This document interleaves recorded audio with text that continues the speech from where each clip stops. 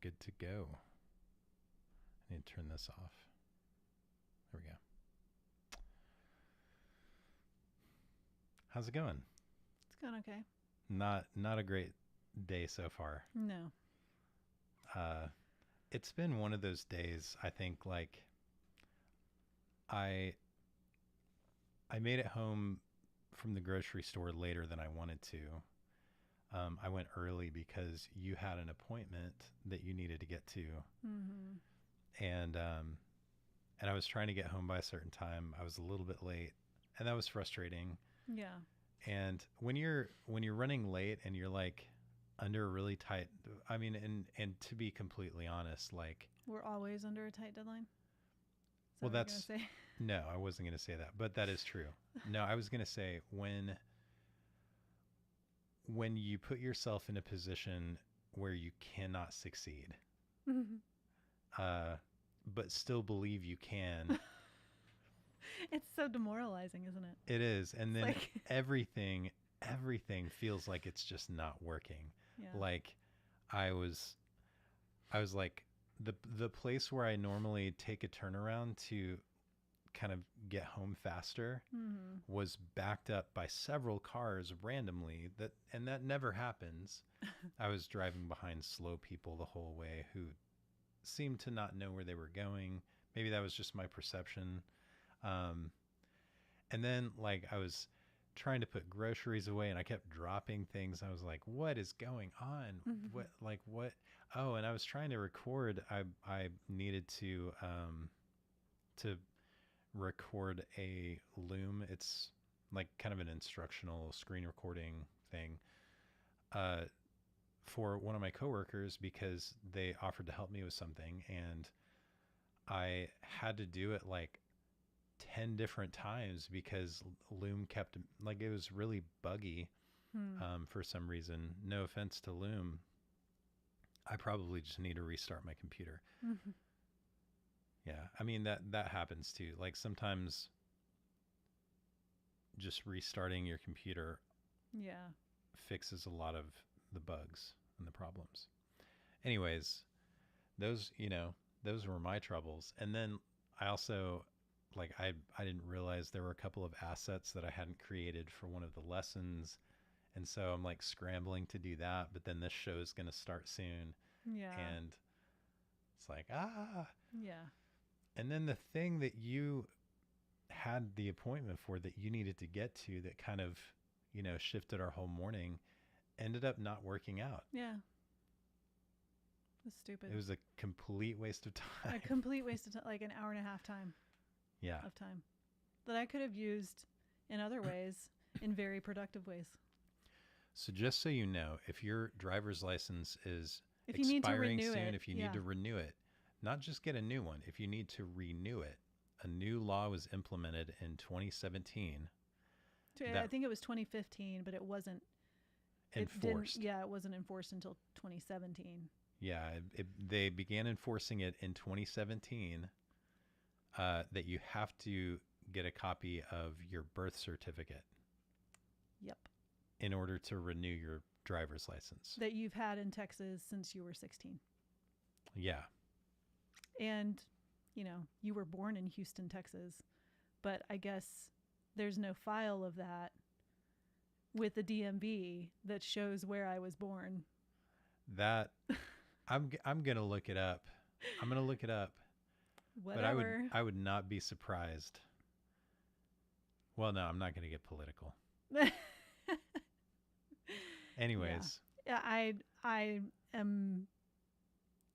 wouldn't be surprised if this is. Anyways, so some kind of Okay. So enough of that. We're just frustrated and trying to blame other people for. Well, here's the thing though. I did my due diligence. Like I went on the DMV website to look at, because I haven't renewed my license. I did the last time I did it by mail, and you didn't need a new picture, so they just sent you a new one. And I haven't renewed it since probably right after we were married. And I looked online, and all it said was to get a Texas driver's license. It had all of the things that you like, your social security card, your birth certificate. It had nothing there on the things that you would need to bring, unless you're going to find it now and prove me wrong. But it did not say you need your birth certificate. See, those are for like, well, yeah, we're new ones. So I don't know. And so well, when no, I saw, it says online or telephone renewal, the most convenient way to renew your Texas driver's license. I asked there too, because I saw all of this and I didn't have my social security card with me either. And so I was like, okay, so is the birth certificate the only thing I have to have, or do I, like, I'm going to take everything next time because I don't even know what all you need. And all she said was, yeah, you just need your birth certificate. Like, not your social security number or your card or anything. So I don't know. I told you it's confusing, right? You tried, yeah, it is. And did you try to do it online? You can't do it online because I have to have a new picture. It's like every 12 years or something, they make you renew your picture. Right. So you have to do it in person. Well, anyways, this is not what you tuned in for. Yeah, but it's very frustrating though. Yeah. So I did look up though. Like I did try to see. Oh yeah, because it's been so long. And I was like, I don't remember ever. And that was the thing, is I thought I didn't take my birth certificate. Like, I think the only time I did that was when I was 16, you know? Yeah. I don't think it should be that hard to renew something. No, like, I don't think so either. I don't think it should be that hard. But whatever. Unless you're trying to make it hard for certain people. Anyways, well, I'm one of those people because I don't even have my birth certificate. I don't know where it is. I don't know where my social security card is. Spicy today. Yeah. I think I know where your social security card is. We have too many kids. We have to keep up with all of those birth certificates and yeah. like why do I need mine? All right, so today we're talking about the value of art. Mm-hmm. And I think it's going to be an interesting topic. And so we're going to go ahead and dive into it. We're both a little salty, so this should be fun. Well, yeah, I'm going to dial back the saltiness because honestly, like, I have my own opinions and ideas. Yeah. And, you know, other people have their own opinions and ideas and perspectives. And so I want to make sure that we use this space carefully and in a way that makes everybody feel welcome. Yeah. So that said, let's go ahead and jump in to today's show. And I've got a surprise for us today. Uh-oh. Check this out.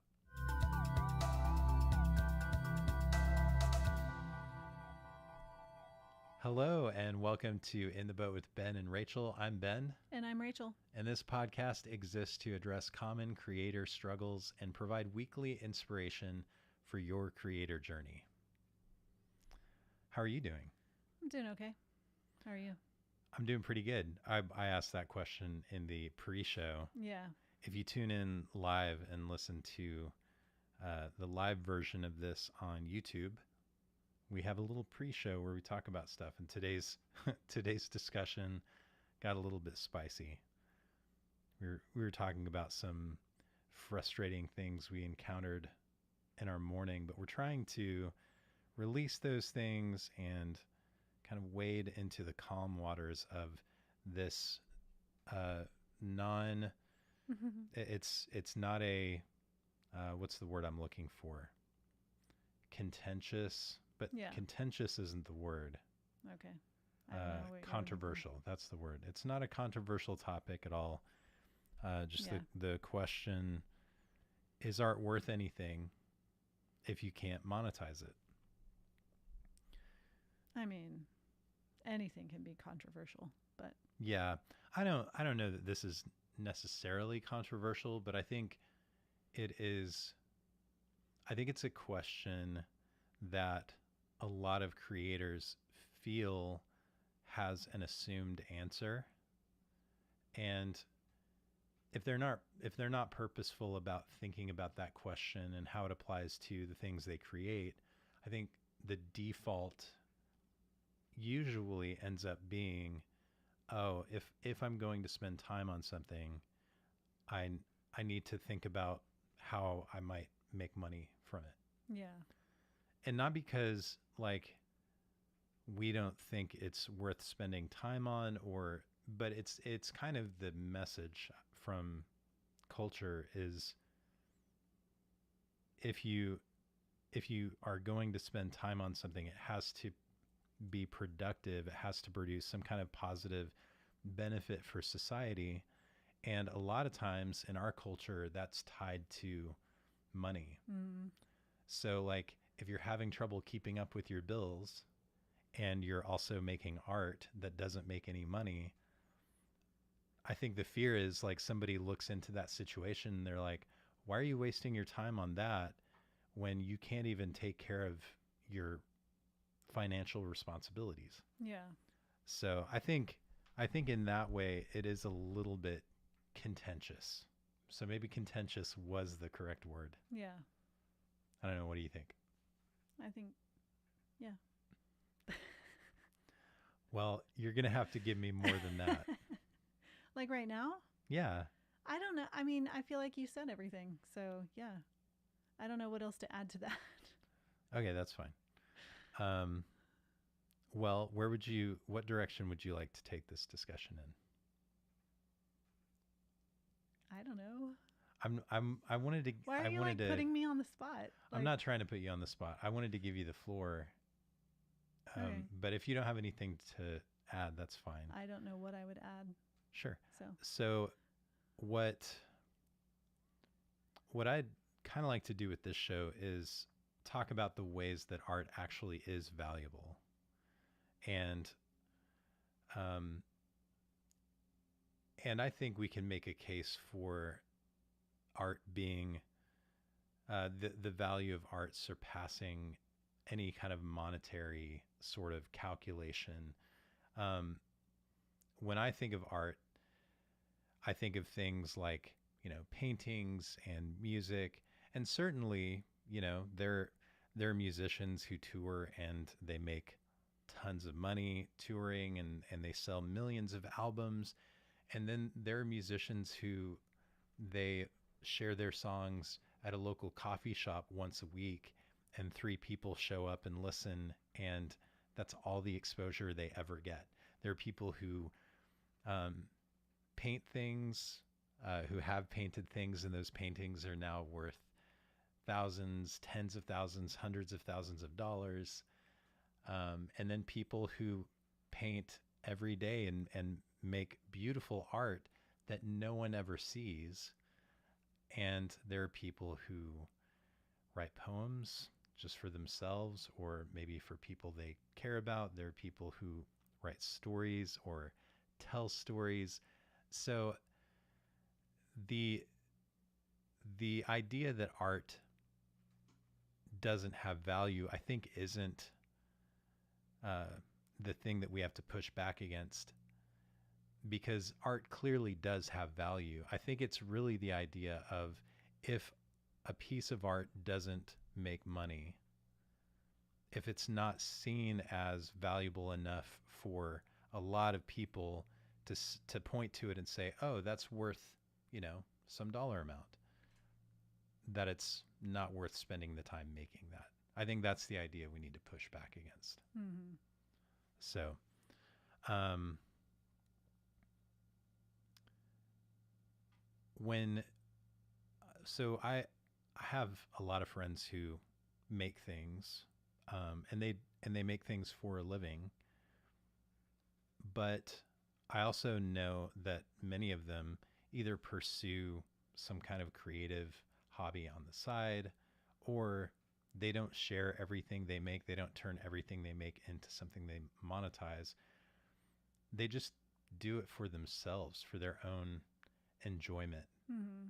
And so I think that's really one of the fundamental ways that art is valuable. It's not necessarily that like it only becomes valuable when you share it with the world. I think if it brings you joy, just the act of doing it, or finishing something and being able to have something that you own for yourself that Mm. maybe nobody else sees, and that brings you joy, that's incredibly valuable. Yeah, I agree. Um, I mean, think about the thousands of words you've written that no one has ever seen. Yeah. Like, I mean, I have plans to one day share them in one way or another, even if, books aren't published. But I think that's part of the beauty of art is that, well, and it's also a struggle of art, is that in every single creative career, we're kind of dependent on the market and the market's opinions. mm-hmm, And so a lot of times, if we don't, I'm working right now on a biography about Karen Carpenter.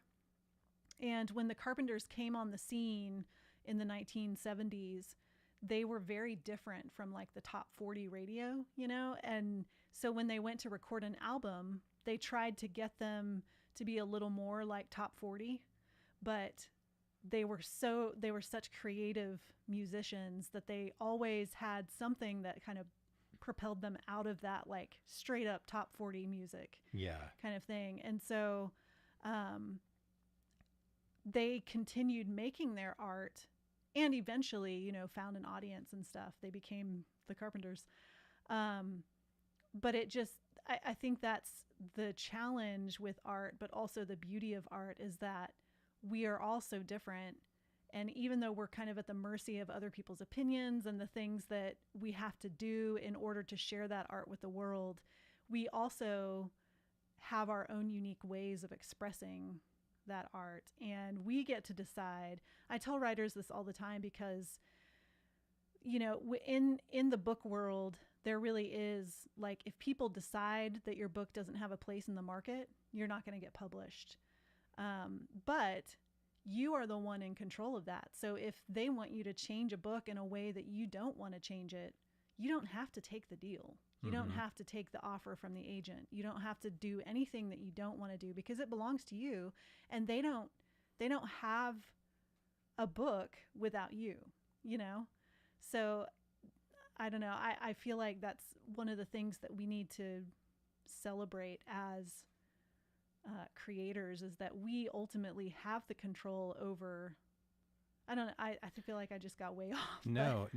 I have something I want to maybe point out about that. I think a lot of what we see in industries that are attached to art Mm-hmm. is that the people who and this is kind of legit. Like, you have a person running an industry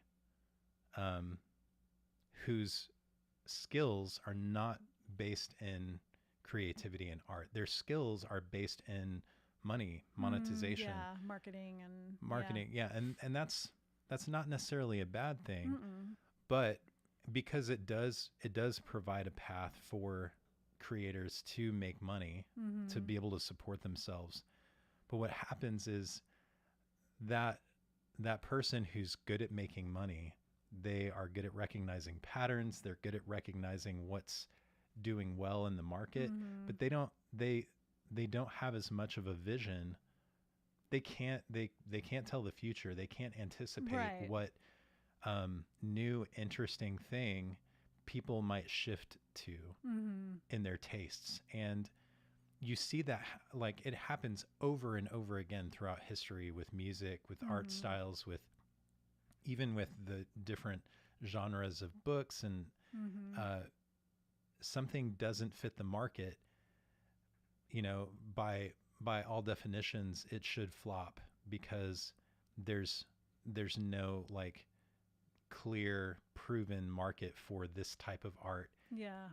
And it becomes a hit because people like new things. They like to see new interesting takes on things, or there's maybe a style that's not represented in what's popular, and there's something about the thing you create that resonates with them in a way that the top 40 stuff hasn't.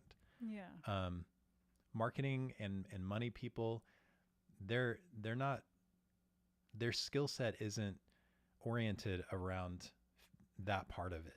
Mm-hmm. So that's, I think, one reason why it's really important to honor your own personal artistic Mm-hmm. vision. But then going back to the whole like making art for yourself, I think part of when you make art for yourself and you're not showing it to other people right away, you're not, trying to find an audience for it, you're not trying to monetize it, Mm-hmm. you kind of free yourself from the that internal voice that's trying to steer your style, your artistic, your creativity towards something that will be palatable for Yeah. other people Yeah.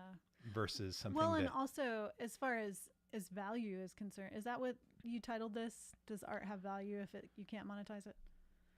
yes As is far is is it worth is anything? it Yeah. worth anything? So Yeah. as far as like being worth anything or having value, um, there's also something to be said for a piece of art or a book or something finding one person who needed it. Mm-hmm. I know that's hard as creators because you're like, I want more people to know about this.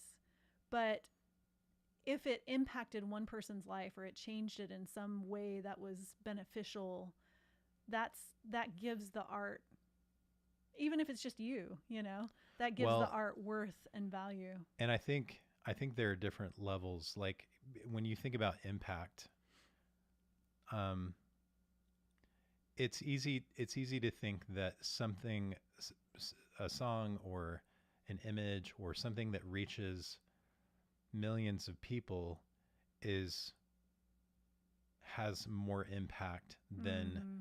something that reaches one person. And there's kind of the whole butterfly effect thing. Like you can't possibly understand how one person seeing that piece of art from you and how that influences their actions and their Mm-hmm. decisions and the things that maybe they ultimately create that end up having an impact and how that echoes through time. I think what's beautiful about that is because of how interconnected we are as humans and how interconnected our story is as time goes on, you can't you can't really put a value on the impact of something to Yeah. either just to yourself or to millions of Sometimes you people. never see it, like Yeah. there we always joke in the book world about how everybody will leave a negative review, but those positive reviews, the people who were like changed by our books and stuff, they don't often speak up, you know. Yeah. So you sometimes you never even know, all the ways that people hated it, but So I kind of want to take it maybe in three different ways. There's like the wider impact. You get it out into, the market. People see it, and there's kind of this judgment that happens based on like how many people mm-hmm. decide to pay for it or pay for access to it or whatever. um, and that really wide external distribution um, does it's I think what we most often think of as like, oh, that's how much it's worth. But what you mentioned, like even if you show it to one other person, or Mm-hmm. I think maybe in that same realm, we could think of those really lightly attended local shows where like just a few of your friends come out and Yeah. sing your songs with you, or you create a piece of art and you show it to your family, that kind of thing. I think that's kind of a second bubble. Mm-hmm. and and the value of your art in that realm is just different in nature from the value of your art when it's widely distributed. And I think the same thing is true about things that you just do for yourself that maybe you don't show anybody. Maybe it's like, I'm just doing this for me. Yeah. That has its own kind of value. So I think those like not just thinking about it as like this piece of art as something that I put out into the market and making that calculation, but also thinking about, okay, well, how does this have value if I only share it with a few people? How does this Mm-hmm. have value if I only make it for me? Right. Yeah. That's a good question.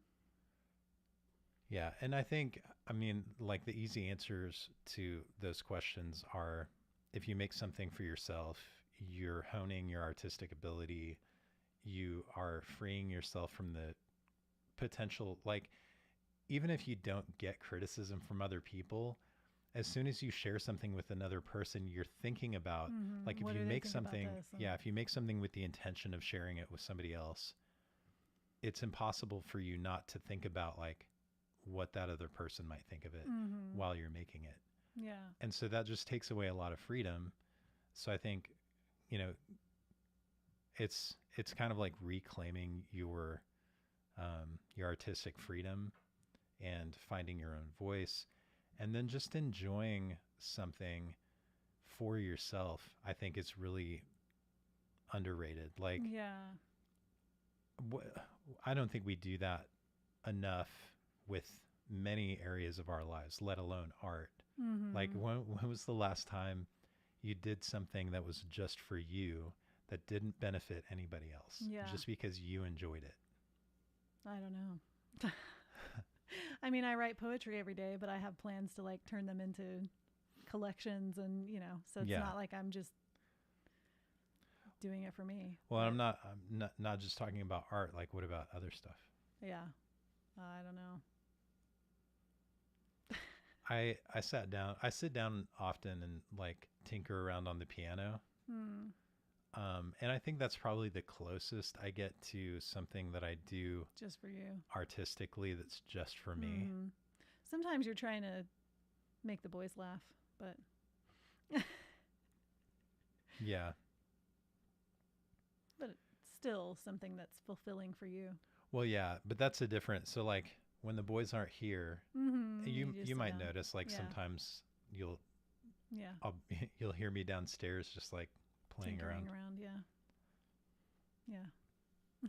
But then is that real? Like, I know you can hear it. So does that come into? I'm just kidding. Yeah. Are you really doing it for yourself or do you want me to hear it? So yeah, I mean, art art is worthwhile even if it doesn't make money. And Mm-hmm. I think you can go the other direction with it too and say like there's nothing wrong with it. I don't think you are losing artistic integrity if you're trying to support yourself with your work. No. And I think if anything, like the more you experience the value of your art for yourself and the more you see the impact it has on the people around you when it's not something that you're also like distributing widely, Mm-hmm. I think the easier it is for you to charge what you're worth when it comes time to share your art. Yeah. Um, that's something a lot of people have a difficult time with because they're basing their calculation of the value of their art on Mm-hmm. that wider distribution and how the market responds to it. But it's just not, that's just not the whole picture. Yeah. Yeah. So Yeah. Agreed. I don't know. I don't know if there's really any more to say on this topic. Like I kind of, Yeah, it was kind of a short one. Maybe we should have made it broader or something. I don't know. well, so I feel like there's, is art worth anything if you can't monetize it? Um,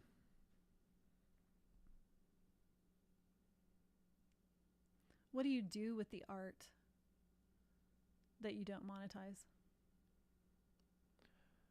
that's a good question. You put it on a shelf somewhere. No.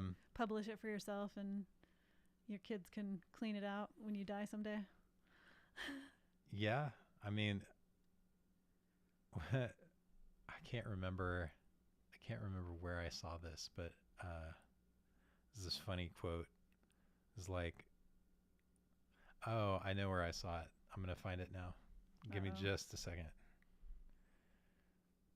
So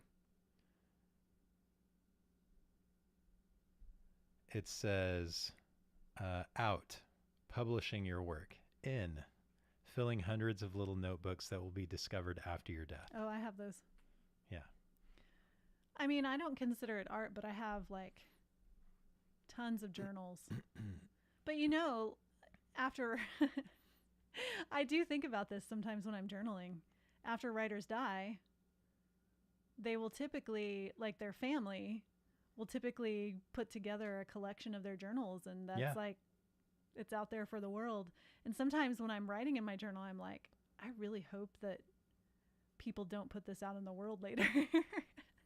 Yeah, it kind of makes you, well, I don't know. I mean, you're not going to care. Yeah, I'll be dead, but But I I think talk a about like lot what's about the sleep, like how badly I sleep. See, that sounds like a pretty intriguing book. Sorry, I didn't mean to interrupt. Oh, it's okay. Most of that version of work for me is in voice memos on my phone. Like tons of just little pieces of an idea for a song Yeah. that never become anything. I don't understand how you would like keep track of that. But Well, I don't. yeah, okay. I go back through later sometimes, like maybe once every other year. I listen back through and I'm like, Wow. oh yeah, I remember that. What? That's Why didn't I? terrible. You need to have a capturing system Yeah, for ideas. yeah. There's a topic for us. How to capture your ideas. Mm-hmm. Probably be a short one too. It's got to. I mean, that's a habit-based thing, Yeah. and some people are better at habits than others. Yeah. So So there's the thing too is like the art that you do for yourself. There are a lot of authors and artists who have been discovered posthumously. So you just never know. Like if you create something for yourself after you're gone, it could be for someone else, for the entire world. yeah. So But maybe every piece has value in the long run too, or has that value. Because has that I kind of think value? Yeah. I think it has value. I think about that sometimes too when I'm like, my kids will someday have all of the unpublished stories of mine, because I write so many. I don't think I'm ever going to be able to publish them all. And that's kind of sad that I don't get to benefit from that in my lifetime. I kind of want to push back a little bit on that idea, because what happens in my mind when I think about that as a possibility, like, oh, after I die, somebody might find I mean, this or it's a whatever. legacy. Yeah. Is that what you're? No. Oh. I think if I'm sitting down working on this and the possibility that somebody might see it You don't comes wanna into think my about mind. that. Yeah, I think the point is you want to avoid thinking about Yeah. that. And I wonder, I honestly, I don't really have a practice of doing this. Because as soon as I hear something that I like, I'm like, oh, I want to share it with other people. It's just like, it's an impulse. Yeah. But what if I recorded something like I made all of the different parts and I recorded vocals and I made a full complete song, And you never shared it. and I never shared it with I anybody. don't know if you could do that. I delete all of the files, and now the song only exists in my memory as something that I can listen back to for as long as I remember it. See, I don't know that I would want to delete it all though. Yeah. I mean, I'm not saying anybody should do that. Yeah. I'm just like, I'm asking, what if? And I honestly don't know that you could do that because you're such a outwardly, Yeah. I mean, I get a lot of joy sharing things with people and seeing how it impacts them. Yeah. I get a lot of joy out of that. But so I it would also be a very hard challenge. Yeah, but I also like it's kind of, it'd be an interesting experiment. Like like if you sat down and you wrote an entire book and like an entire manuscript, and I don't know how many notebooks that takes up for you. Yeah. And then you like put those notebooks into a trash can and burn them Yeah. before you I mean, before you type them out. I do have some stories on my hard drive that I'll probably never get back to, and I'll delete them before my mind is gone, where I can't, where somebody would find them. So I have written, but I guess they were written at a time when I wanted them to be more Yeah. than they were, But looking back, they're like really bad. I didn't So I didn't want this to turn into like an existential yeah. conversation. So I apologize if we're making you uncomfortable now Yeah. thinking about your eventual demise. Yeah. And I mean, death comes for us all, but wow. sorry. No, it's fine. I of all people hate thinking about that kind of stuff. So Yeah. Nobody likes thinking about death yeah. unless like you're Wednesday Addams or something. Yeah. So, yeah, I maybe do that experiment for yourself. See what happens. I'm kind of curious about like I don't know if I've ever genuinely put myself in a situation where, because I was resolved to not share something, I knew that I could create something that it would really just be for me, Mm-hmm. and that I could do whatever I want with it. I don't know if I've been in that situation before, so I'm kind of curious about like what's a way that I could do that where like I wouldn't necessarily be destroying an entire song, Yeah. but you know, maybe just like a recording of me playing something on the guitar and then it goes away Yeah. with the intention of never sharing it with anyone. We'll see. If you if you do something like that, if you already have a practice and like you've seen it benefit you in some way, that would be really interesting to me. So leave a comment. Yeah. All right. Well, I think we can wrap this one up. Thank you so Okay. much for tuning in. If you want to check out the show, more episodes, you can go to intheboatpodcast.com, or you can go to youtube.com/Ben Tolson. I think I still have In the Boat with Ben as a YouTube handle. I need to see if we can get In the Boat with Ben and Rachel. Yeah. That's got to be available. I'm going to check it out. But for now, you can go to youtube.com/Ben Tolson, and you can, in the live tab, you can see all of our episodes there. Rachel, where can people find you online? RachelTolson.com, and I'm at Rachel Tolson on all of the things. And I'm at Ben Tolson on all of the things. Thanks again for listening, and we'll see you next time.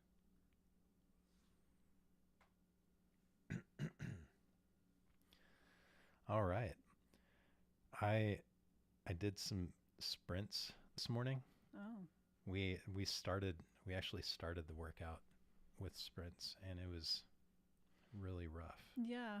Like I don't like sprinting. It's cold outside, so I I was know. breathing so hard. Yeah.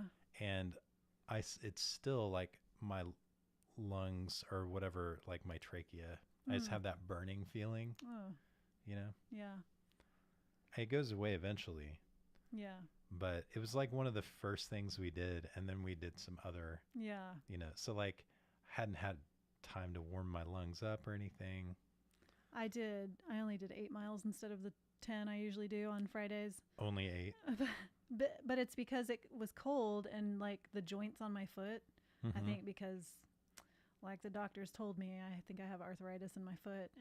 And they were hurting the whole time. And I was like, I could push through this, or I could be kind to myself and stop 2 miles early. So I stopped. But it was also really windy. So it was a little hard to keep pace, Yeah, it was windy. So the weather's been weird. It's just, it's very strange. So I don't think we even had the thunderstorms that they said. I heard a little bit of thunder last night, but it was really just the wind. The wind was crazy. Yeah. So, yeah, it's a little disappointing. Yeah. You're I'm like, kind of, yeah. you're out of it. He's out of it. Well, no, I'm kind of lost in Yeah. thought a little bit. Oh, We're, I do want to mention this here in the after show because it's pretty big news. yeah. We launched the Oh, course that I've been working on at Podia yeah. I've been working on it for about 4 months, and we launched it on Wednesday, and it's gotten such a great response so far. That's awesome. We only launched the first module, so the first 4 lessons. There are 5 modules total. We're going to launch the remaining 4 next week, and I'm still like, so I'm still kind of in it. I'm doing Yeah. a lot of just last minute work, making sure everything is working correctly, reviewing all of the lessons as they're being edited, that kind of thing. And then on Tuesday, hopefully, um, I'm just going to be uploading all of the lessons and making sure everything's working properly. And then the rest of it will be available. But you can go right now. It's an audience building course. So if you've been wanting to grow an audience for your art, you can go to podia.com/get-noticed. All right. And it's really good stuff. I, you know, it's not just me too. Like it's other Yeah. creators. We got clips from other creators and stuff like that. So a lot of great stuff in there. That's good. All right. Well, thanks again for tuning in, and Mhm. we'll see you next time.